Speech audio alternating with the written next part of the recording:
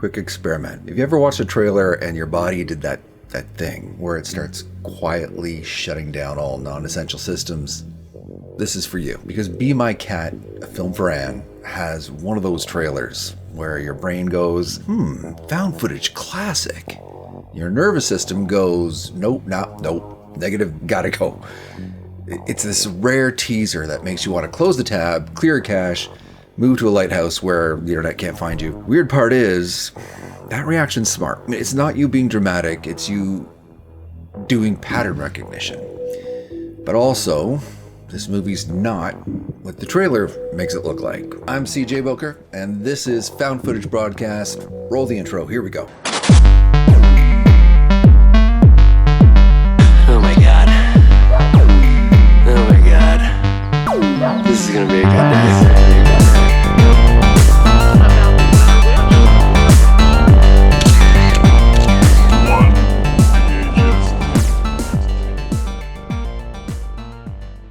So let's take it back a second. Imagine you're watching the trailer for Be My Cat, a film for Anne. You've heard it's a found footage classic, which is film nerd for, is either going to change your life or ruin your evening, ideally both. So trailer opens, quirky guy explains the premise, 3 actresses show up as part of his Anne Hathaway starter kit. And then he's insulting one woman's weight. And another screaming, trying to get away from him on the side of the road, as opposed to like some spooky forest. And he's casually admitting he lied to these women, giggling like he's confessing to double dipping a chip. And something in your stomach turns a little, in that magic found footage way. Everything feels a little too real. And that might have been all right, but maybe you saw the teaser trailer and said, this is different. And this one, he's hovering over a bound figure on his bed. You can see some discarded clothes on the side, and he gets to this point where he's saying, "Don't get it wrong, Anne. Please understand, okay?" At that moment, your whole nerve system stands up, grabs his coat, says, "Nope, I have plants to water. I don't even have plants. I don't care. I just gotta go." And you bail before the movie loads. And I get it, because at first glance, this looks like one of those movies. The kind that's basically a guy doing disgusting things to women, and those films always try to shield themselves with the world's flimsiest badge. What? It's a horror movie. It's okay. And they always say this the way dudes say, it's just a prank, while slashing your tires. Now, Be My Cat isn't that. But before I defend it, I just want to be clear, if the trailer made you feel bad or made you want to bail, you're not acting paranoid, you're just doing pattern recognition, because we all know that there is a whole subgenre of I hate women content that strolls in, wearing an art house turtleneck and purring, relax. It's not misogyny, it's commentary. And it's made for the saddest little goblins alive. These guys that treat empathy like a scam and blame women for every bad choice they've ever personally made, sitting there in their soiled cargo shorts. Actually, I shouldn't make fun of cargo shorts. I like cargo shorts. I own cargo shorts. What was I saying? Oh, yeah. So if your brain went there, same. Understandable. Fully human. But the trailer kind of botches the pitch. Because yes, this movie is freaky. There is blood. There's torture, assault, murder, the works. It's a buffet of no thank you. But it's not celebrating it. This is a movie's on the victim's side. Even though the protagonist is weirdly charming at first, it's that whole he's just a shy guy and he's awkward and he's taking a big swing at life and chasing his dreams, and you're all on his side for about 30 seconds. And even when you find out that he's probably got murder on the mind, he's talking to the camera, and found footage trains you that camera is your guide. So you're kind of on his side. He's your happy fuzzy murder buddy, yay, And then he starts treating these women like garbage, and suddenly you can't ride the vibe anymore. Oh no, he's not charmingly awkward. He's awkward because he really doesn't understand that these are human beings he's dealing with, not background characters. And that difference matters, because the scariest thing here isn't that he's a genius or a supervillain, far from it. It's that he's painfully ordinary. He's not a movie monster. He's a guy who says, "I'm a nice guy." You gotta cringe when someone claims they're a nice guy. And he'd say it with sincere confidence of someone who's never, ever listened to another person finish a sentence. That's what makes this some damn chilling horror. And, a pretty great movie. Okay, let's dig into the breakdown. Warning, full spoilers ahead. So if you want the non-spoiler verdict, skip to this time. And if you want the full breakdown, stay right here, buckle up, and hide the chloroform. Here we go. Meet Adrian. Adrian's an awkward guy from Romania with a dream. He wants to convince Anne Hathaway to make a movie with him. Cute, right? And while we're here, meet Adrian's entire life, because he's going to show you all of it. His house, his yard, his mom's room, plaster walls, black and white childhood photos. It's modest, it's sweet, it's disarmingly wholesome. And you're like, oh, okay, this little buddy's a sweetheart. Let's put a pin in that. So, the dream, a movie called Be My Cat. It's called that because he loves cats. And also because he saw Anne Hathaway in a leather suit and his brain went, cool, I will now be totally normal about this forever. So he hires 3 actresses to show Anne his grand vision. And he casually admits he lied to them about making a real film, but it's fine, because in his words, Anne, it's worth it, Anne. With his vision, Anne, he's going to make you a legend of cinema. He says Anne a lot. So, start with actress number 1. She is the warm-up exercise from hell. Meet her on the side of the road outside the rented flat. And Adrian starts the improv like it's a friendly acting workshop. So step 1, he approaches her, makes nice, tells her to put down her bag. He's disarming and he's charming for about 10 seconds. Now step 2, he gives her a job. Stay away from him without running. Now he can run. She can't run. How does that work? Well, she needs to find a solution. That's how she'll prove she's a good actress. Like, I don't know, teleportation. I don't know what he expects her to do, and neither does she. He's put her in this impossible situation, and when she can't do the impossible, Adrian gets angry, and then abusive, and suddenly he's not awkward cute anymore. He's just a problem. So cut to the next scene, and he's directing like a man who's learned boundaries from a blender. He's screaming, reject me, abuse me, do it. And then he flips from being manic and giggling and chanting, you love me, ah ha ha, you love me. And she's backing away in genuine terror. She's not acting. It's a lot. So she does the logical thing. She calls the police. And Adrian tells the cops it's all a misunderstanding, all part of a movie. And cops believe him. Because of course they do. We don't see what happens in between, but somehow, he talks her into continuing. Next scene, her character's walking home alone, and the creepy guy attacks her in this bit. Adrian's going to cover her mouth with a cloth, and it smells like a little like chemical, but don't worry, Adrian specifically reassures her it's not chloroform. You're not going to believe this, guys. It is chloroform. I mean, didn't see it coming at all. Real chloroform. Who among us hasn't accidentally brought real chloroform to a fake chloroform shoot? Easy mistake.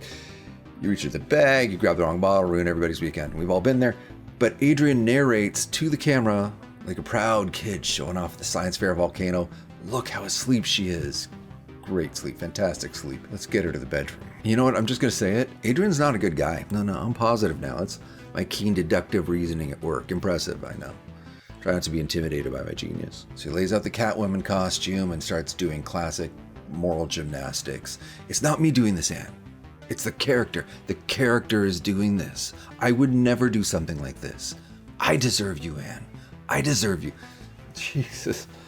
I'm just freaking out watching this. And importantly, he never undresses her on screen. I want to really point that out. That does not happen. That is not what this movie's about. So we cut to the next day. She's tied up. She's in the Catwoman costume. When she wakes up, he holds her at knife point. She screams for help, but Adrian already told the building that they're making a horror movie, so any screams are just sound design. But regardless, he uses a little more chloroform. Not enough to knock her out, just enough to dull the edges, and he explains the scene. The character's gonna kill her because he's obsessed with her. And luckily Adrian's not really like that, so. But then in real life, he with a bedsheet. And afterwards, he looks into the camera with this goofy little smile and says, oh my God, she's so dead. It happens so abruptly. It's like 1 second they're talking, and the next he's carrying her corpse to a little nook in the basement. And then, because it's a busy day and he's a busy artist, Adrian's just done with her. On to the next thing. And then he goes for a walk in the fresh air and gives Anne his character's backstory, which completely coincidentally, sounds a lot like his own personal backstory. Weird, right? Just a funny little coincidence there. On to the next actress. Actress number 2, the Anne hater. So he meets this woman, lies to her as he usually would, and then he complains she's not as skinny as he expected. He wants someone as thin as Anne Hathaway. So she pushes back. She says she doesn't even like Anne Hathaway, and she's a better actress anyway. And Adrian takes that personally. They argue on the roadside, and Adrian's insulting, dismissive. He decides she's no good for the movie. She offers him sex to stay in the movie. Adrian's appalled. Cheat on Anne? With the Anne hater? Never. He's a man of principles. But before they can resolve that issue, another actress arrives. We'll call her Skinny.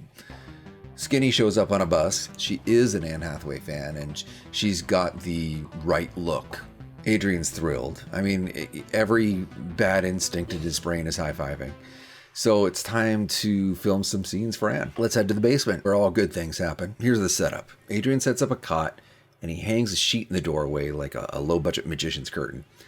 It's blocking deliberately from the hallway the view. So the camera's only going to see the Anne hater's head, and her body's obscured. This is important for the way this whole thing is set up. And he sends Skinny away while he films the scene. She doesn't need to see this. It's really important she doesn't see this. But once Skinny's gone, Adrian tells Anne hater the truth. She laughs. It's ridiculous. It's absurd. This guy's so silly. And then Adrian goes to the camera and he explains he has fake and meat for effects, but he doesn't need any of that stuff because they're going to do it for real. Anne hater stops laughing at that point. So he does some prep and he talks about where he's going to cut her. And she checks the ropes. Not good. Her laugh comes back. Now it's nervous. It's thin. It's shaky. Like it's trying to hold on to the room by force. And with only her head visible behind the sheet, Adrian does something very bad. You don't fully see it. We only hear her scream and we see behind the sheet.